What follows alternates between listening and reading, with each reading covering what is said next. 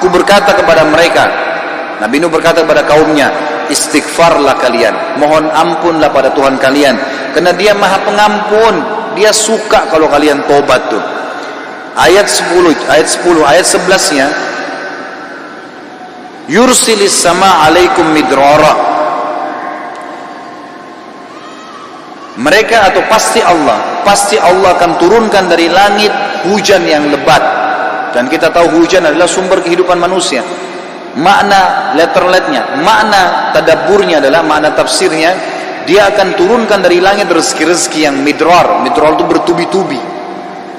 Ayat 12-nya, wa yumditkum bi amwalin wa banin wa yaj'al lakum jannatin wa yaj'al lakum anhara. Dan pasti Dia akan memperbanyak buat kalian. Yumdit, mad ini artinya mendobelkan, melipat gandakan. Dan pasti Dia akan melipat gandakan, menambahkan buat kalian keturunan, harta-harta, amwal dan keturunan. Serta Dia akan melebatkan kebun-kebun kalian dan akan memperbanyak ya sungai-sungai kalian, sumber air kalian. Imam Ahmad rahimahullah pernah didatangi teman-teman sekalian oleh seseorang. Maaf, Imam Ahmad pernah di akhir hidupnya, ini kalau teman-teman yang pernah dengar kisahnya, maaf saya ulangi karena memang berhubungan dengan poin ini. Pernah Imam Ahmad rahimahullah di akhir hidupnya dia tidak tahu kenapa dia harus mendatangi sebuah tempat. Lalu kemudian dia pergilah ke sana. Setelah dia tiba di kota itu, tiba waktu maghrib, dia masuk ke sebuah masjid, lalu dia sholat maghrib. Habis maghrib beliau duduk rahimahullah dengan membaca Al-Quran ya. Imam Ahmad ini kalau nggak salah meninggal tahun 240-an, salah dari 4 imam madhab ya. Imam Ahmad rahimahullah masuk ke masjid, kemudian beliau duduk sholat maghrib, duduk mengaji sampai isya. Beliau sholat isya berjamaah karena tidak tahu kenapa datang ke kota itu. Lalu kemudian beliau ingin istirahat. Habis sholat ba'diyah isya, orang-orang semua pada bubar, Imam Ahmad ke sudut masjid, lalu dia baring. Marbot masjidnya datang tanya, wahai imam, wahai syekh. Syekh ini dalam bahasa Arab bisa berarti orang tua, orang kaya, atau orang pintar ya. Bisa 3 artinya. Kebetulan Imam Ahmad dipanggil syekh di sini maksudnya adalah orang tua. Hai syekh, hai orang tua gitu ya. Kenapa anda di sini? Kata Imam Ahmad, saya mau istirahat, saya musafir, nggak ada kenalan. Kata dia, tidak bisa di masjid, anda harus keluar dari masjid. Lalu kemudian disuruh keluar. Kata Imam Ahmad, saya didorong-dorong dari masjid, keluar dari masjid. Begitu keluar dari masjid, marbot masjidnya kunci masjid. Kemudian Imam Ahmad dia sudah pergi. Imam Ahmad baring di teras masjid, marbotnya kembali lagi. Lalu mengatakan, wahai syekh, ngapain di sini? Dia bilang seperti saya bilang, saya musafir, saya butuh istirahat ya. Kata marbotnya, nggak bisa, ini masjid, peraturan nggak boleh duduk di sini. Lalu kemudian didorong-dorong Imam Ahmad sampai ke jalanan. Di sebelah masjid ada satu orang penjual roti. Penjual roti ini lihat kejadian tersebut, lalu dia mengatakan, hai syekh, dipanggil Imam Ahmad, orang tua gitu ya, kesinilah, ada tempat saya. Datanglah dia, Imam Ahmad. Lalu Imam Ahmad berkata, orang itu berkata, ini tempat saya usaha jual roti.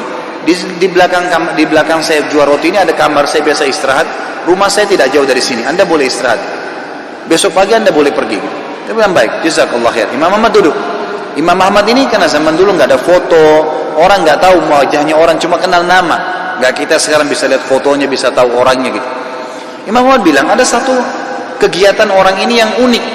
Setiap kali orang ini pecahin telur, ambil gandum, ya, tepung, kemudian taruh garam, diaduk, selalu astaghfirullah wa atubu ilaih, astaghfirullah wa atubu ilaih, terus astaghfirullah wa atubu ilaih, terus dia mengucapkan itu. Maka yang terjadi adalah Imam Ahmad bertanya, berapa lama kau amalkan ini? Sudah berapa lama kau amalkan?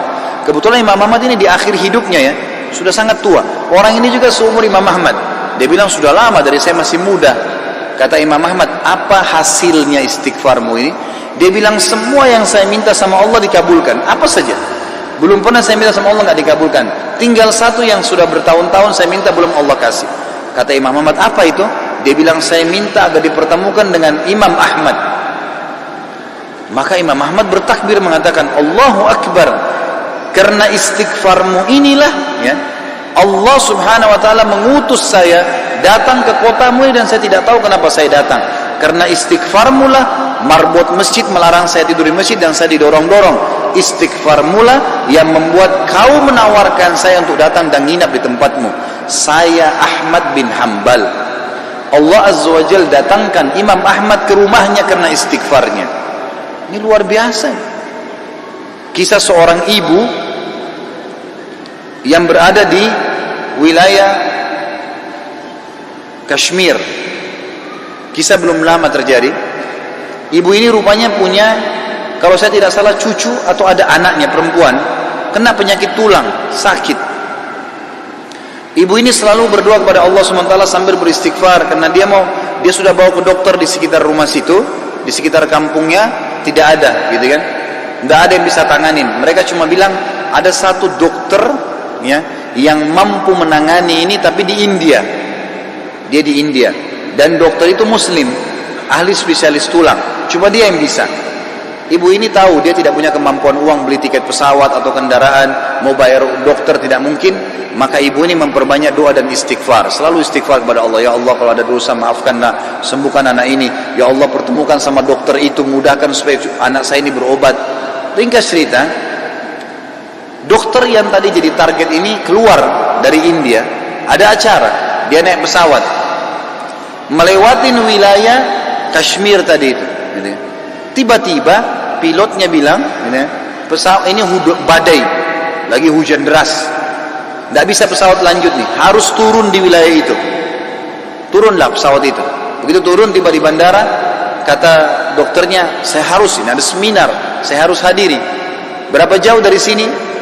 Orang itu bilang target Anda sekitar 4 jam dari sini. Kata dokter, baik, saya mau sewa mobil. Ya, masih bisa keburu, gitu kan? Masih sekitar 6-5 jam lagi acaranya, 5-6 jam lagi. Begitu dia sewa mobil, jalan sedikit dari bandara, ternyata ya, hujan makin keras. Kata supirnya, nggak bisa kita jalan. Kalau jalan ini paksanya bisa kita dihancurin oleh badai. Kata dokternya, baiklah, kita istirahat.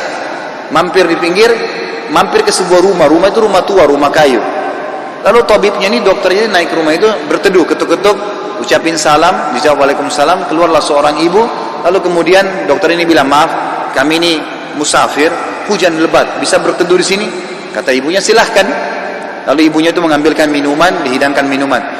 Waktu sementara duduk di ruang tamu, anak perempuan si ibu ini lagi nangis-nangis kesakitan tulangnya. Ini ibu yang tadi sakit tulang. Ini dokter yang jadi target sampai di rumahnya. Lalu kemudian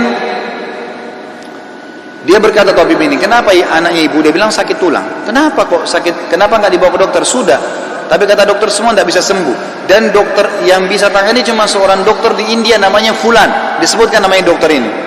Dokternya tiba-tiba nangis lalu berkata, segala puji bagi Allah subhanallah yang telah mendatangkan saya ke rumah ibu. Saya ini dokter yang ibu sedang targetkan. Allah datangkan dokter itu ke rumahnya justru karena istighfarnya, karena doanya kepada Allah SWT. Tidak pakai biaya, malah dokter itu biayai gratis dan datang ke rumahnya. Seperti itu. Dan banyak ribuan kisah begini teman-teman sekalian yang berhubungan dengan istighfar.